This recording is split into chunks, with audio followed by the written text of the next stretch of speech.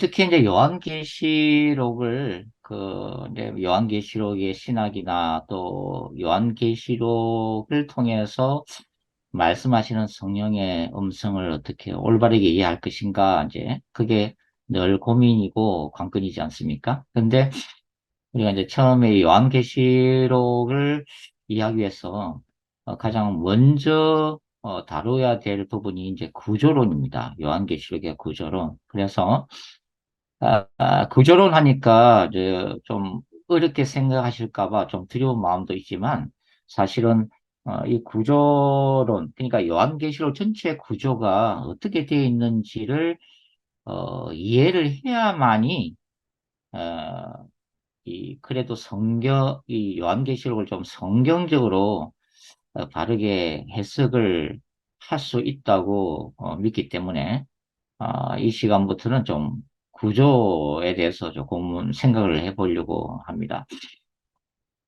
먼저 이제 요한계시록을 이제 다양하게 해석을 하고 있다는 것은 여러분도 잘 아시는 건데, 제가 이제 이 대표적으로 이렇게 네 가지 정도를 이제 소개를 하려고 합니다. 우리가 지금까지 이렇게 함께 공부했던 세대주의 종말론이 요한계시록을 어떻게 해석하는가, 문자적인 해석을 중시 여긴다고 말씀을 드렸죠. 그리고 대체로 시간 순으로 이제 사건들을 시간 순으로 이해를 하고 있다고 이제 말씀을 드렸습니다. 세대종말론에서는 요한계시록을 예수 그리스도의 재림 직전에 또는 저 그리스도의 출현을 기점으로 해서 일어날 미래적인 예언으로 요한계시록을 이해하고 있다, 이렇게 생각하시면 되겠습니다. 특별히 이제 세대주의 종말론이 요한계시록을 해석할 때 가장 강조하는 것은 바로 환란 전 휴거가 되겠습니다. 즉 그리스도가 나타날 것이고, 우리는 반드시 즉 그리스도의 7년 대환란기에 들어가서는 안 되고, 우리가 신부단장에서 예수님이 공중 재림하실 때 반드시 휴거, 덜림을 받아야 합니다 하는 게 요한계시록의 그 핵심적인 강조 포인트가 되겠습니다. 두 번째는 개혁주의 신학자들이죠. 개혁주의 신학자들은 대체로 이 요한계시록에 있는 사건들을 예수 그리스도의 초림부터 재림 기간 사이에 일어날 일반적인 상황으로 이해하려고 하는 경향성을 가지고 있습니다. 그러니까 특별히 요한계시록을 미래에 대한 예언으로 생각하기보다는 우리 다른 성경처럼, 그러니까 뭐 사복음서나 바울서신이나 뭐 장세기나 이렇게 우리가 성경을 읽고 해석하고 적용하는 것처럼 요한계시록도 바로 그러한 관점에서 이해를 해야 된다라고 강조하는 입장이에요. 그래서 이 요한계시록이 이제 1세기 상황, 1세기 로마 제국 상황에서 고난당하는 일곱 교회 수신자들의 입장을 이해하면서 그러한 박해가 이 교회 시대 전반적으로 일어나는 상황이고, 그 다음에 예수님의 재림이 가까우면은 그러한 환란이 좀 더해질 것인데, 우리 신자들은 이 현재 우리가 당하는 이 고난에 대해서 믿음과 인내를 가지고 이를 극복할 수 있는 그 신앙 태도를 가져야 된다라고 하는 이 강조점을 이제 하고 있다고 하는 거죠. 그 다음에 이제 안식교에서는 요한계시록을 어떤 식으로 해석하는가? 제7일 안식일 예수 재림교죠. 왜냐면은 요한계시록을 뭐 신천지나 이단들 또 뭐 자의적으로 해석을 하고 있지만, 이 안식교도 대단히 다니엘서와 요한계시록에 목숨을 거는 교파잖아요. 이 미국에서는 이제 안식교를 조금 제너러스하게 받아들이고 있지만, 한국에서는 이단으로 정제가 되어 있습니다. 재림 안식교는. 근데 이 안식교가 요한계시록을 해석하는 관점은 철저한 역사주의적 해석이라고 하는 거죠. 이게 무슨 말이냐면 이 요한계시록의 예언을 역사적인 사건과 일대일로 이렇게 대입해가지고 이해를 하고 있다고 하는 것입니다. 제가 이제 구체적인 예를 한번 들어보도록 할게요. 이 요한계시록 이제 11장을 제가 한번 예를 한번 들어서 설명을 드리겠습니다. 요한계시록 11장이 이제 두 증인에 관한 본문이죠. 근데 여기 이제 보시면 요한계시록 이 성경 지금 가지신 분들은 한번 이렇게 눈을 한번 찾아주시면서 같이 보면은 더 이해가 잘 될 것 같아요. 그 11장 3절을 보시면 이렇게 기록되어 있잖아요. 내가 나의 두 증인에게 권세를 주리니 그들이 굵은 벼슬을 입고 1260일을 예언하리라. 그러면 안식교에서는 이 두 증인을 구약과 신약, 성경으로 해석을 하고 있습니다. 그래서 이 두 증인이 굵은 벼옷을 입고 1260일을 예언한다. 이 말은 이 1260일을 하루를 1년으로 계산해서 1260년 동안 로마 교황권에 의해서 이 하나님의 말씀이 왜곡되고 뒤틀려진 그런 영적인 암흑의 역사를 지금 예언하고 있는 것이다. 이렇게 해석을 하고 있다고 하는 거죠. 특별히 이 1260일을 아주 구체적으로 역사적인 사건에다가 적용을 하고 있는데 그게 뭐냐면 이 1260년은 주후 538년 카톨릭 교황권이 확고하게 세워진 시점부터 1798년 이 교황 비오 6세가 프랑스 군대, 나폴레옹 군대예요. 프랑스 군대에 의해서 감금되고 옥사함으로 인해서 교황권이 완전히 무너진 시점으로 아주 구체적으로 이 예언을 갖다가 설명을 하고 있습니다.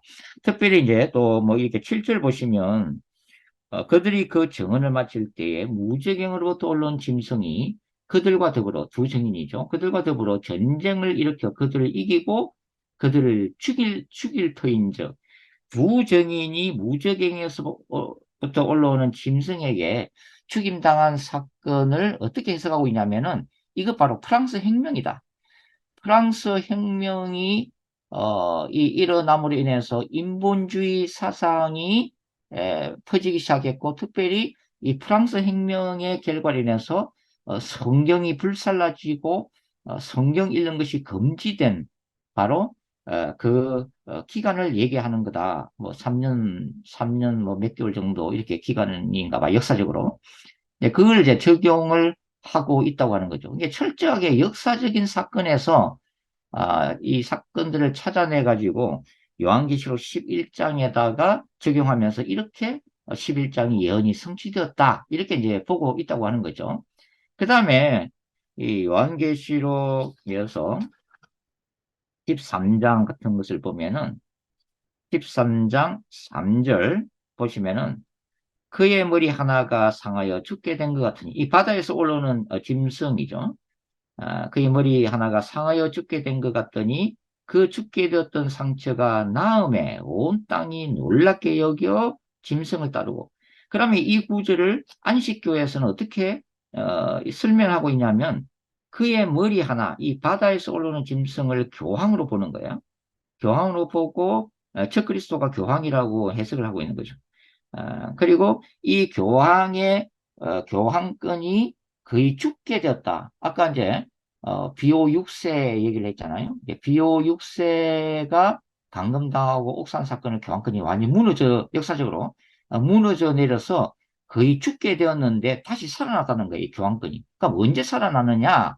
바로 1929년 1929년 이 교황청과 당시 이탈리아 무솔리니 간에 맺어진 이 계약을 통해서 그걸 뭐 라테란 조약이라고 그러는데 이걸 통해서 지금의 그 바티칸 시국이 세워졌다는 거죠. 이탈리아의 로마의 이 땅을 교황청에게 무상으로 제공하고 다시 이 교황권이 부활한 사건을 요한계시록 13장 3절 그 죽게 되었던 상처가 나음에 온 땅이 놀랍게 여겨서 짐승을 따랐다. 그래서 그다음부터 이 캐톨릭이 전 세계를 호령하는 그런 종교가 되었다. 이렇게 이제 해석을 하고 있는 거예요. 그 다음에 이 요한계시록 13장에 보시면 이제 바다에서 올라오는 짐승은 교황권을 얘기하는 거고 그 다음에 육지에서 또 한 마리 짐승이 올라오는데 이 육지가 어디냐? 바로 신대륙 발견으로 인해서 세워진 미국이다. 이렇게 해석하는 거예요. 그러니까 이 육지 짐승이 누구다? 미국이에요. 그래서 안식교에서는 미국을 땅에서 올라오는 짐승, 거짓 선지자로 아예 공식적으로 그렇게 해석을 이제 하고 있다고 하는 거죠. 그 다음에 이 요한계시록 13장에 보면 짐승의 표가 나오잖아요. 이 짐승의 표를 안식교에서는 어떻게 해석하느냐면은 안식일, 토요일, 안식일을 준수하는 것이 하나님의 인을 맞는 사건이다. 이렇게 보는 거죠. 어, 그래서 이 하나님의 계명, 구약에서 십계명을 통해서 말씀하신 너희가 안식일을 거룩하게 지켜라라고 하는 이 계명을 예수님 오시는 그날까지, 재림하시는 그날까지 지켜야 된다고 보는 거죠. 그래서 이 안식교에서는 안식일을 준수하는 그 자체가 하나님의 인을 맞는 사건이에요. 그러면 그 반대로 짐승의 표는 뭐죠? 그러면 그렇게 되면 짐승의 표를 받는다는 것은 뭐냐면 일요일을 주일 성수하는 기성교회는 다 짐승의 표를 받고 있는 거예요. 안식교의 해석에 따르면은 그렇습니다. 그런데 이제 뭐 나중에 뭐 안식교의 이 요한 계시록에서 더 자세하게 뭐 설명할 수 있는 시간이 있을지는 모르겠지만 이 안식일 준수 뭐 다른 뭐 이 요한계시록 해석도 마찬가지지만 이것이 어떤 성경 건전한 성경 해석학적인 그런 토대에서 해석된 게 아니라 이 안식일 준수 같은 경우는 바로 이제 안식교가 여선지자로 생각하고 있는 엘렌 G 화이트 여사라고 있습니다. 엘렌 G 화이트. 이게 이제 제칠 안식교가 이제 세워지는 과정 가운데 윌리엄 밀러가 초창기에 안식교의 기초를 놨고 그 다음에 교리를 체계한 사람이 바로 여선지자라고 일컬어지는 엘렌 G 화이트죠. 엘렌 G 화이트가 환상 가운데 이, 이 십계명이 보이고 특별히 이 안식일을 준수하는 글자가 빛이 나는 환상을 보면서 그 다음에 제칠 안식교가 세워지면서 여러 가지 이렇게 교리가 세워졌는데 그 중에 하나가 이제 철저하게 토요일을 이 안식일을 어, 준수하는 그런 이 교리가 이제 확립되었다고 하는 거죠. 이렇게. 그래서 이 제7일 안식교에서는 요한계시록을 해석할 때 주로 강조점이 뭐냐면 즉 그리스도는 과거에 일어난 어떤 인물도 즉 그리스도가 아니고 미래에 즉 그리스도가 다시 일어나는 것도 아니다. 즉 그리스도는 현재 이 세계를 지배하고 있는 카톨릭 교황권이다. 로만 캐톨릭이 바로 즉 그리스도다. 그래서 이 중세 암흑기 그리고 수많은 참된 신자들을 5천만 명이나 학살했던 종교재판소나 마녀 사냥의 이름으로도 이 캐톨릭이 굉장히 비성경적인 교리가 많잖아요. 우리가 캐톨릭의 교리를 살펴보면 뭐 고해 성사 제도라든지 마리아 숭배 사상이라든지 뭐 연옥 사상이라든지 뭐 죽은 자를 위한 기도가 있고 뭐 이루 헤아릴 수 없는 비성경적인 교리를 가지고 있는 이 카톨릭이 바로 적그리스도이기 때문에 우리가 적그리스도인 이 캐톨릭의 실체를 파악하고 이 캐톨릭에 대비하는 것이 바로 요한계시록을 올바르게 읽는 것이다. 이렇게 이제 강조를 하고 있다고 하는 것입니다. 자, 그 다음에 정말로 거룩한 전역 신학에서는 다중예언은 뭐 다음에 또 제가 구체적으로 말씀을 드릴 겁니다. 예언이라고 하는 것은 뭐냐면 이 당장 일어날 일에 대한 역사적인 상황에 대해서 하나님이 말씀을 주신과 동시에 그것이 멀리 메시아 왕국, 초림과 재림까지 동시에 예언하게 되는 것이 바로 구약 예언서의 특징이다라고 이제 보기 때문에 이러한 이 다중예언의 기초에서 요한계시록의 메시지를 미래적이고 종말론적으로 해석하고 있고 특별히 이제 저 같은 경우는 하나님의 나라와 사탄의 나라와의 종말론적인 투쟁을 요한계시록이 핵심적인 메시지로서 제시를 하고 있다. 그것이 요한계시록 4장과 5장에 나와 있는 보호자 환상, 그리고 이 땅에서의 두 증인과 또 13장에서의 종말론적인 짐승, 이 투쟁 관계가 바로 마지막 때 일어날 하나님의 나라와 사탄의 나라와의 이런 영적 전쟁 상황을 보여주고 있다. 이렇게 이제 보고 있다고 하는 것입니다. 그 다음 파워포인트 좀 넘겨주시고요.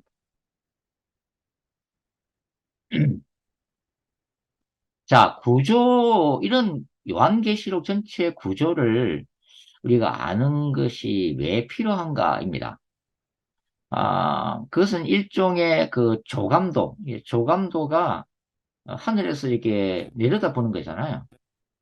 만일 요한계시록을 하나의 거대한 건물로 우리가 한번 생각을 해보면, 우리가 드론을 가지고 공중에서 이렇게 촬영을 해보면, 이 건물이 이 지표면에서 어떻게 생겨져 있는지 그 전체 모양을 볼 수 있죠. 그 다음에 드론을 띄워서 이 건물을 한 바퀴 쭉 돌면서 촬영하게 되면 이 건물의 외관을 우리가 볼 수 있다고 하는 거죠. 자, 이것은 뭐냐면 성경 전체 속에서 요한계시록이 어떤 모양을 가지고 있는가. 결국은 성경 전체의 결론으로서 우리가 요한계시록을 이해를 해야 된다. 이렇게 이제 보는 거죠. 그리고 또 요한계시록을 하나의 바다에다가 비유를 할 수가 있습니다. 우리가 구약에서 특별히 모세오경을 일종의 뭡니까? 그 히말라야 이 산에 쌓여 있는 그 정상에 쌓여 있는 눈으로 우리가 보면 이 성경의 시작인 모세오경은 그 히말라야 정상에 쌓였던 눈이 이제 녹아내리면서 실개천을 이루게 되고 그 다음에 구약과 신약의 성경책들이 작은 강들이 되어서 합류하게 되면 하나의 거대한 강이 형성되는 거죠. 이 거대한 강이 도도히 흘러 넘쳐서 나중에 바다로 가게 되는데 그 바다가 요한계시록이다 하는 것입니다. 창세기로부터 시작된 이 구소사라고 하는 이 대하 드라마, 이 강의 흐름이 마침내 이 바다에 이르게 되는데 그것이 요한계시록이다. 그러면은 요한계시록은 성경 전체의 핵심적인 사상을 함축하고 있는 거죠. 강들이 바다로 흘러 들어가니까.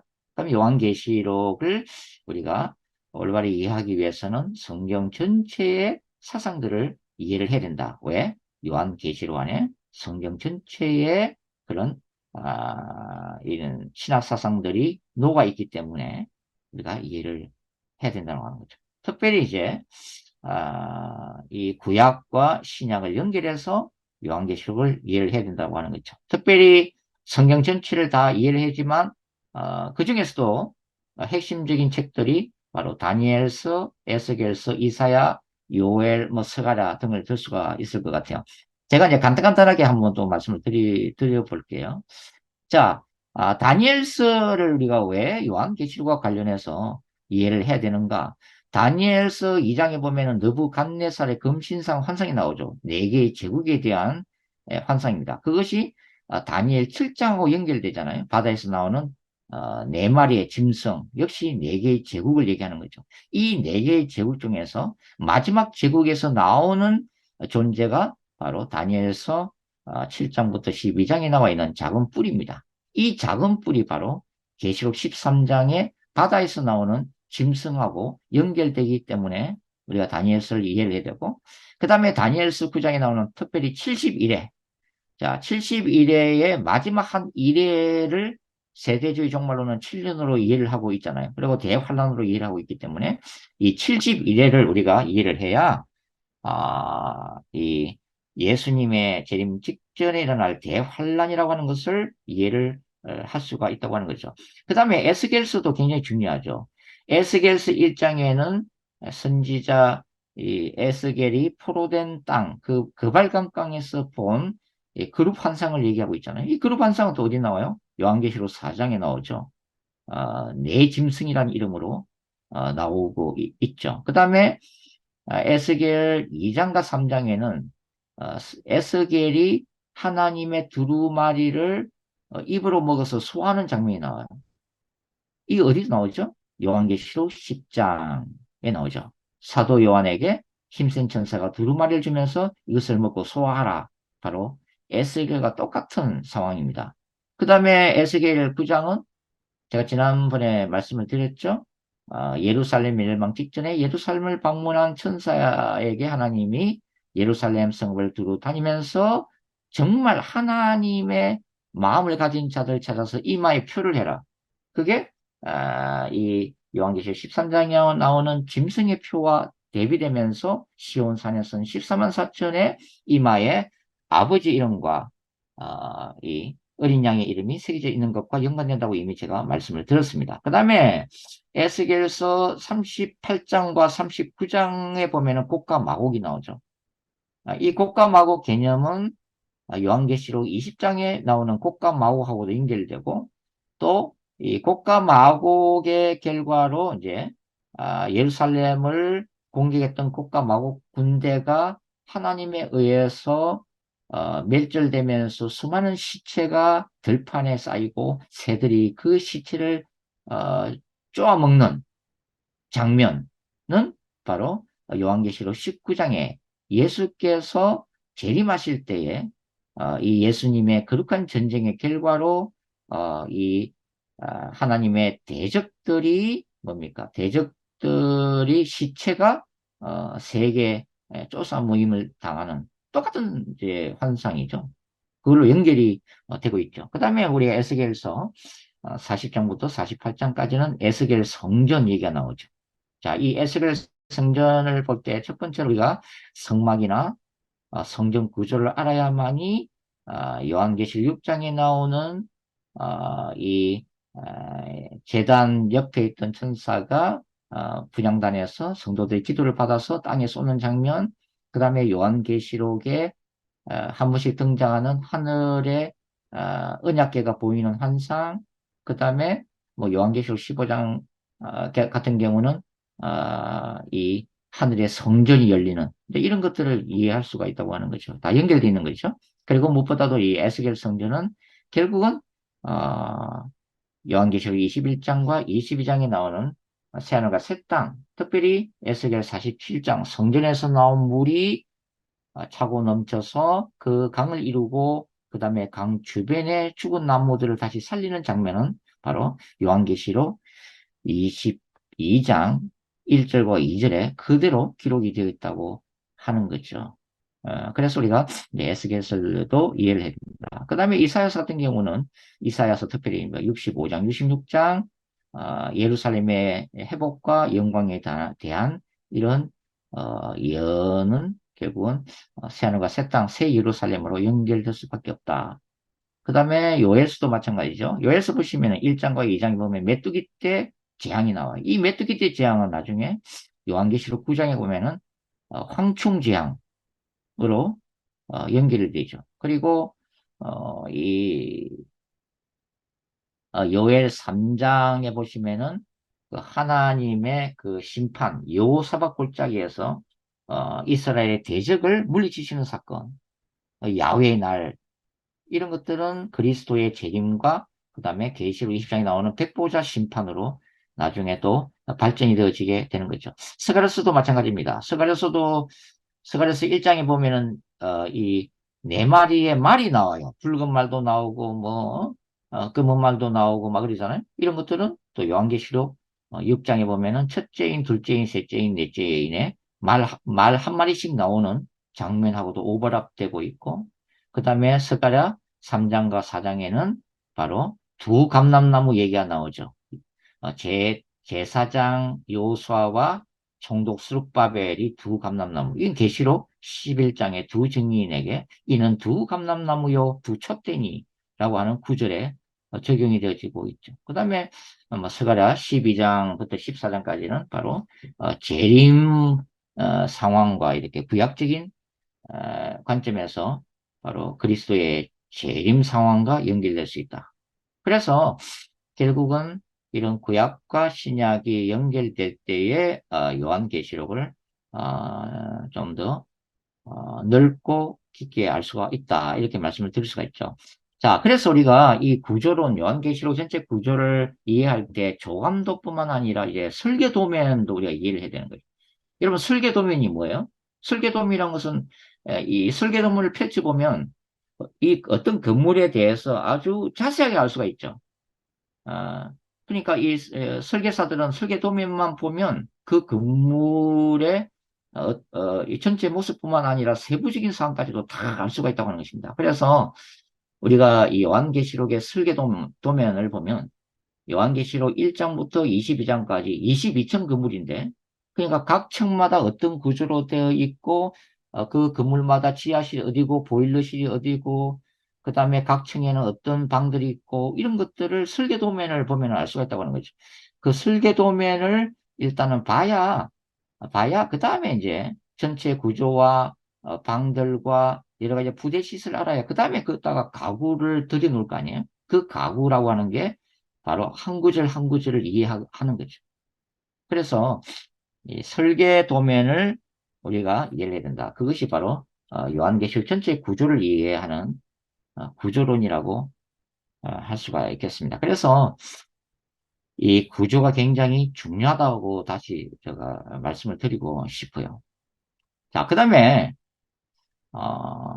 몇 가지 구조론을 제가 한번 말씀을 드려볼게요. 첫 번째가 뭐냐면은 요한계시록의 구조를 설명할 때 요한계시록 1장 이제 19절을 이렇게 기초로서 분석하시는 분들도 어, 많습니다.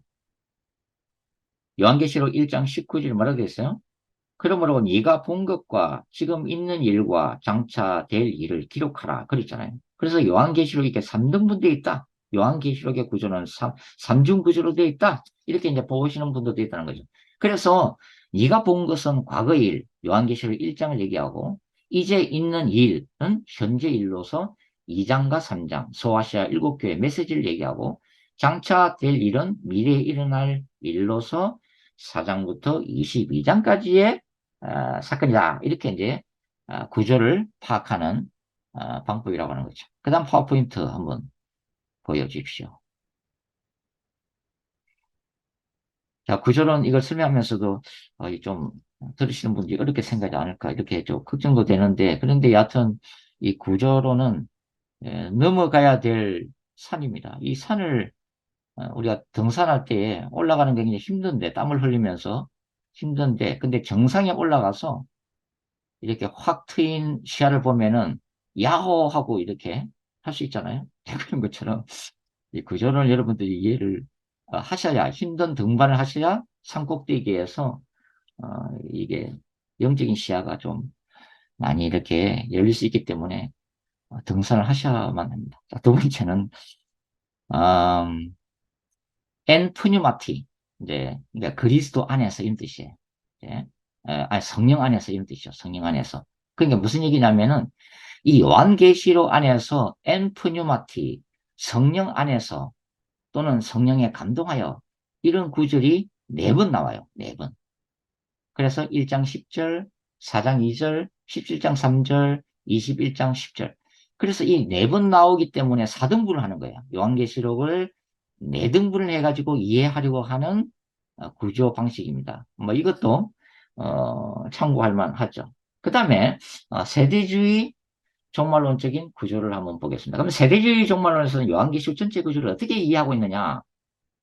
서론을 1장부터 3장까지로 봅니다. 대체적으로 여기 보면은 이제 말 그대로 서론과 소아시아 7교회 보내는 메시지가 들어있죠. 그 다음에 4장과 5장은 교회가 휴구했다고 보는 거죠. 바로 이 시점에서 교회가 휴구하고 땅에서는 교회가 없어요. 예수님의 공중 재림을 통해서 신자들이 공중에 휴구를 했어요. 예. 그러니까 교회가 지상에서 사라진 시점이죠. 그 다음에 적그리스도에 의한 7년 대환란에 대한 이 설명을 어디로 보느냐면은 바로 요한계시록 6장부터 19장까지를 7년 대환란 동안에 일어날 일들로 해석하는 거죠. 여기 보면은 야곱의 환란, 유대인들이 종말에 당하게 될 환란, 그리고 이런 7년 대환란 마지막에 예수님의 지상재림, 그리고서 20장의 천년왕국, 유대인과 예루살렘 중심의 지상 천년왕국이 열리고 그 다음에 21장과 22장 새하늘과 새 땅으로 들어가는 구조. 이렇게 세대종말론은 간단하게 이렇게 요한계시록을 이런 식으로 보고 있다. 이렇게 이해를 하시면 되겠습니다. 자, 그 다음에 파워포인트 좀 넘겨주십시오. 잘 따라오고 계시죠? 조금 어려우시더라도 거의 이제 이해를 하시면 나중에 좀 보시는데 도움이 될 겁니다. 요한계시록은. 그 다음에 이제 과거주의 해석이 있어요. 과거주의 해석을 중시하는 분들은 요한계시록을 어떻게 해석하냐면은 요한계시록 1장부터 18장까지를 이미 이루어진 사건으로 봐요. 1장부터 18장까지는 1세기 로마 시대에 이미 성취된 사건이다. 예, 이 과거주의 해석이에요. 18장까지는 이미 과거에 다 이루어졌다. 그런데 이제 미래 이루어질 일은 19장이다. 19장부터다. 19장은 예수님의 재림 사건이다. 그리고 20장부터 22장 천년왕국, 그 다음에 백보자 심판, 새하늘과 새 땅. 이렇게 이제 요한계시록을 전체 구조를 생각하는 과거주의 해석이 있습니다. 그 다음에 이제 자 그럼 안식교는 어떻게 요한계시록 전체 구조를 보고 있느냐?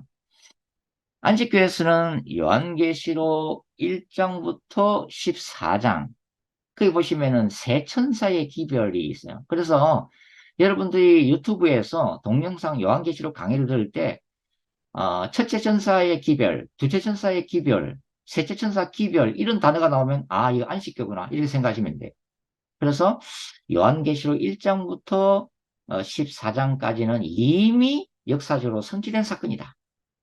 그 다음에 미래적으로 앞으로 남겨놓고 있는 사건이 15장부터 22장까지의 사건이다. 이렇게 이제 보고 있다고 하는 것입니다. 이제 다양하게 이렇게 구조를 이해하고 있죠. 그 다음에 파워포인트 한번 보여주십시오.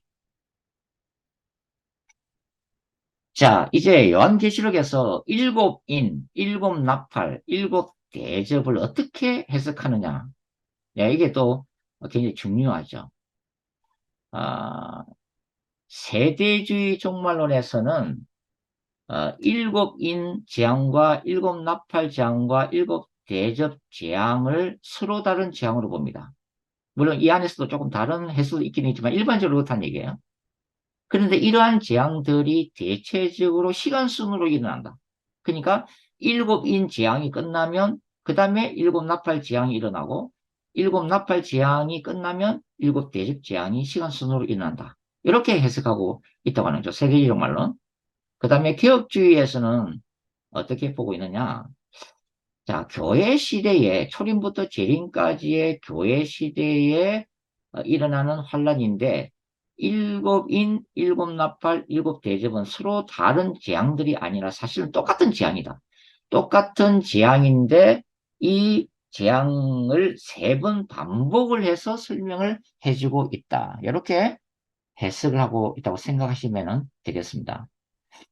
그러면은 이 종말론적 해석은 뭐냐? 뭐 저는 이제 이 입장이지만 종말론적 해석에서는 첫 번째 나팔 재앙과 여섯 번째 나팔 재앙을 일반적인 환란으로 보고 그 다음에 일곱 번째 나팔 재앙이 울려 퍼지면서 일곱 개의 대접 재앙이 쏟아지는데 이걸 마지막 재앙, 셋째 화라고 보죠. 요한계시록에서는 이거는 재림 직전의 대환란이다.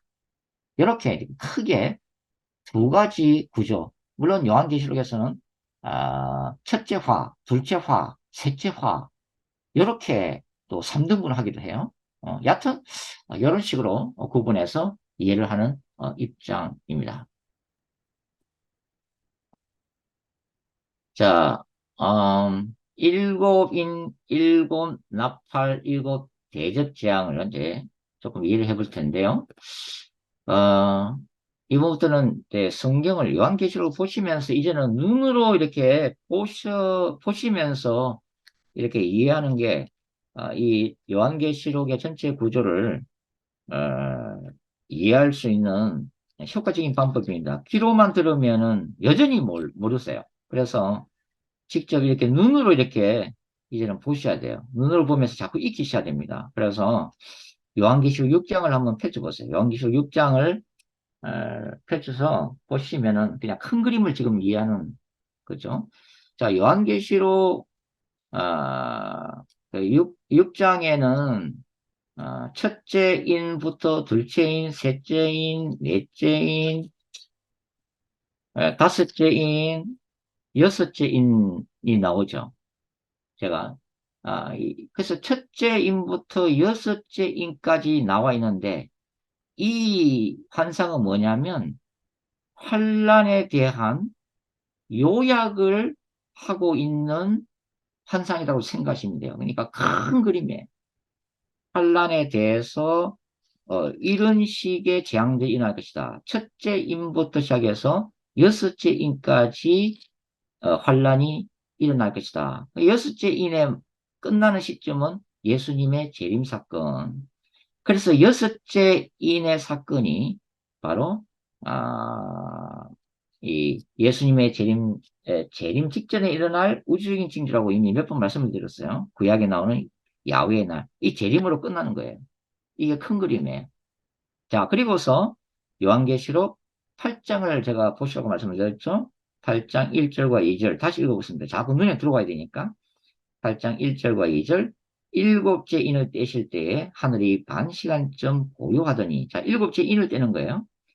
2절 내가 봄에 하나님 앞에 일곱 천사가 서 있어 일곱 나팔을 받았더라.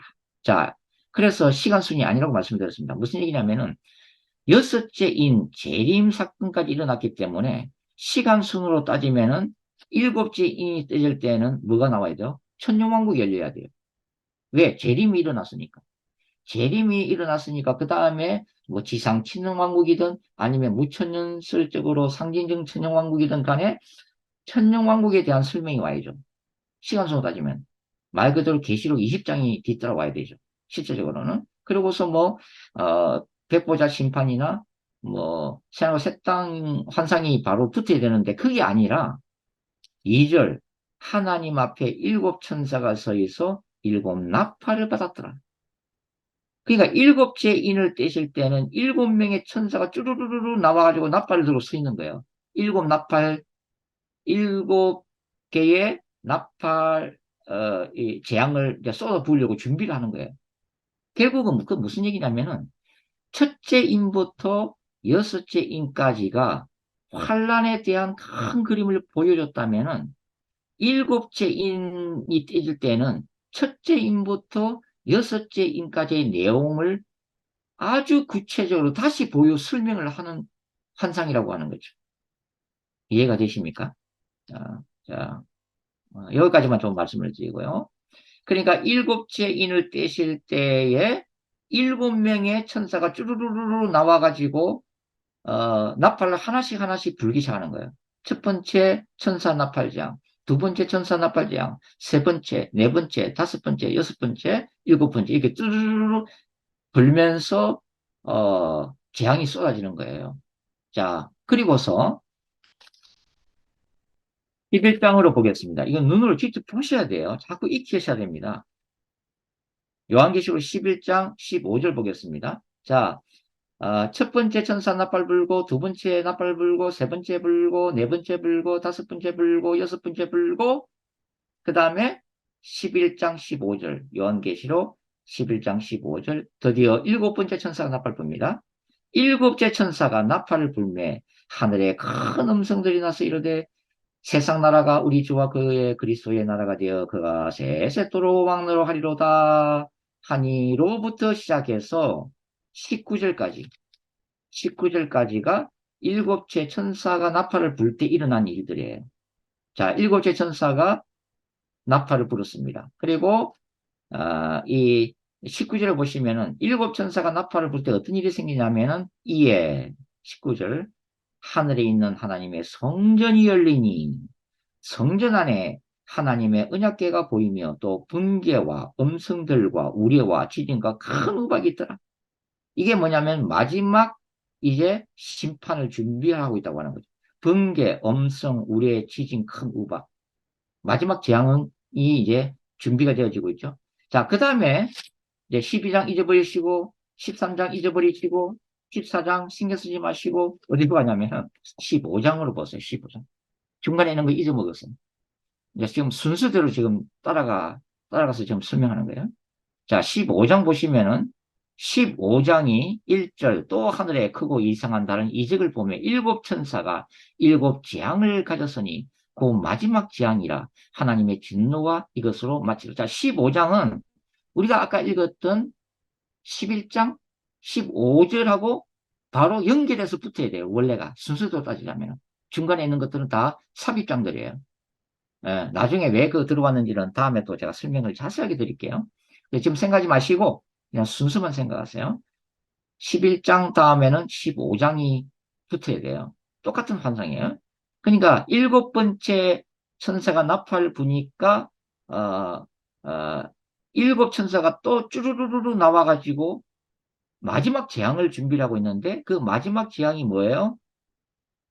5절부터 다시 반복해서 설명하고 있습니다. 5절 또 일 후에 내가 보니 하늘의 정거 장막의 성전이 열리며 자 아까 11장에서 우리가 뭐라고 했어요? 하늘이 열리고 언약궤가 보였다고 그랬죠. 그걸 연결을 하는 거야. 받아서 다시 얘기를 하는 거야. 5절 일 후에 내가 보니 하늘의 정거 장막의 성전이 열리며 일곱 재앙을 가진 일곱 천사가 성전으로부터 나와서 그렇게 하면서 어? 7절, 7절 내 생물 중에 하나가 영원토록 살아계신 하나님의 진노를 가득히 담은 금대접 일곱을 그 일곱 천사에게 주니 하나님의 영광과 능력으로 말미암아 성전의 연기가 가득 차매 일곱 천사의 일곱 재앙이 마치기까지는 성전에 능히 들어갈 자가 없더라. 그러니까 11장에서 일곱 번째 천사가 나팔을 불 때에 또 다른 일곱 명의 천사가 쭈루루루 나와가지고 손에 하나씩 금 대접을 들고 있는 거예요. 그래서 그 금 대접을 쏟을 준비를 딱 하는 겁니다. 일곱 번째 나팔에. 이게는 이제 15장은 금 대접을 쏟아 부을 준비. 그러면 16장은 뭐예요? 실제로 이제 쏟아 붓는 거예요. 첫 번째 천사의 대접장, 두 번째 천사가 대접장, 세 번째 천사. 이렇게 차례대로 일곱 개의 금 대접 재앙을 땅에 쏟아붓는 마지막 재앙이 일어나고 있습니다. 자, 그러고서 보세요. 16장 따라오고 계시는지 모르겠습니다. 16장 17절 보세요. 첫째 천사 대접, 두 번째 천사 대접, 세 번째 천사 대접 쭈루루루루 다 붙고 17절에 일곱째 천사가 나왔어요. 이제 일곱 번째 천사. 일곱째 천사가 그 대접을 공중에 쏟음에 큰 음성이 성전에서 보호자로부터 나서 이르되 되었다 하시니 번개와 음성들과 우리의 소리가 있고 또 큰 지진이 있어 얼마나 큰지 사람이 땅에서 온 이래로 이같이 큰 지진이 없었더라. 19절 보세요. 중요합니다. 큰 성이 세 갈래로 갈라지고 만국의 성들도 무너지니 큰 성 바벨론이 하나님 앞에 기억하신 바 되어 그의 맹렬한 진노의 포도주 잔을 받으며 각 섬도 없어지고 산악도 갈 데 없더라. 또 무게가 한 달란트나 되는 큰 우박이 하늘부터 사람들에게 내리매 사람들이 그 우박의 재앙 때문에 하나님을 비방하니 그 재앙이 심히 크미르라. 자, 마지막 일곱 번째 대접 재앙의 목적은 큰 성 바벨론을 멸망시키기 위한 심판입니다. 그러면은 여기에 나오는 큰 성 바벨론이 뭐냐를 설명하는 보완적인 환상이 바로 17장과 18장입니다. 16장 뒤에 17장의 사건이 일어나는 게 아니고 16장의 7번째 대적재앙에서 멸망받게 될 큰 성 바벨론이 뭔지 알고 싶어요. 그래서 하나님이 큰 성 바벨론을 내가 다시 구체적으로 설명해 줄게 하면서 추가가 된 환상이 17장과 18장에 나오는 음녀 바벨론의 특징과 음녀 바벨론에 대한 심판 환상이에요. 네, 이해가십니까? 그래서 19장 예수님의 재림이 일어나고 있다고 하는 거죠. 자, 이제 마지막 거 뒤에 파워포인트 한번 보여주십시오. 자, 이게 이제 제가 지금까지 설명했던 걸 도표로 이렇게 에, 그린 겁니다. 자, 그래서 이렇게 생각하시면 돼요. 일곱 나팔, 일곱 대접 재앙이 왜 이러한 구조로 되어 있는가 하는 것은 여러분들이 이제 여호수아서를 보시면 알 수가 있습니다. 그 여호수아서에 보시면 여호수아와 이스라엘이 이제 가나안 정복 전쟁을 할 때 여리고성을 무너뜨리잖아요. 제일 먼저 치렀던 전쟁이 여리고죠. 그런데 그 여리고를 무너뜨리는 과정이 참 희한하게 묘사가 되어 있습니다. 하나님이 뭐라고 말씀하시냐면은 너희가 첫째 날부터 여섯째 날까지는 여리고성을 한 바퀴만 돌아라. 그 첫째 날에 가서 한 바퀴 돌고, 둘째 날에 가서 여리고성을 한 바퀴 돌고 오는 거예요. 세 번째 날에 또 돌고. 그 여리고성에 있는 백성들과 군사가 쟤들 많은 짓인가? 뭐 맨날 와가지고 성만 돌고 가네? 이렇게 봤을 거예요. 그렇게 네 번째 날에 또 한 바퀴 돌고, 다섯 번째 날에 한 바퀴 돌고, 여섯 번째 날에 한 바퀴 돌고, 마지막 일곱 번째, 어떻게 했는지 아십니까? 일곱 번째 날에 성을 한꺼번에 일곱 바퀴를 돕니다. 그리고서 뿔나발을 부니까 여리고성이 무너졌더라. 이 구조가 일곱 인, 일곱 나발, 일곱 대접지향의 구조입니다. 일곱, 일곱 인, 첫째 인부터 첫째 인, 둘째 인, 셋째 인, 넷째 인, 다섯째 인, 여섯째 인이 마지막 날에 일어날 환란에 대한 가장 큰 그림을 한꺼번에 보여준 거죠. 하나님이. 그 다음에 첫째 인부터 다섯째 인의 구체적인 내용을 일곱 번째 인을 떼면서 이제 보여주시는 거예요. 그래서 일곱째 인 속에 뭐가 들어있냐면 첫째 나팔, 둘째 나팔, 셋째 나팔, 넷째 나팔, 다섯째 나팔, 여섯째 나팔, 일곱째 나팔. 일곱 개의 나팔이 몽창 들어있는 거예요. 일곱째 인 속에. 띄시는 그 내용 안에. 그리고 일곱 번째 나팔에 뭡니까? 또 일곱 개의 대접이 한꺼번에 포함되어 있다고 하는 거죠. 여리고성 마지막 7일째 되는 날에 한꺼번에 일곱 바퀴를 돈 것처럼 요한계시록의 재앙들도 일곱 번째 나팔, 일곱째 인, 일곱째 나팔에는 일곱 개의 재앙들이 다 포함되어 있어요. 일곱 바퀴를 돌았기 때문에. 그래서 이런 구조로 요한계시록에 7인, 일곱 나팔, 일곱 대접이 구조가 되어 있다. 그리고 일곱 대접에 대한 음녀 바벨론에 대해서 더 구체적으로 하나님이 어떻게 이 음녀 바벨론을 심판하시는지를 더 구체적으로 중요하기 때문에 음녀 바벨론이 추가적으로 계시록 17장과 18장의 환상을 또 하나님이 다른 환상을 보여주심으로 인해서 보완적인 설명을 하고 있다. 자, 이렇게 이해를 하시면 됩니다. 그래서 오늘은 여기까지 하고요. 다음 시간에는 다시 이 구조를 가지고 눈에 들어오도록 구체적으로 설명을 하는 시간을 갖도록 하겠습니다. 자, 여기까지 하겠습니다. 수고하셨습니다.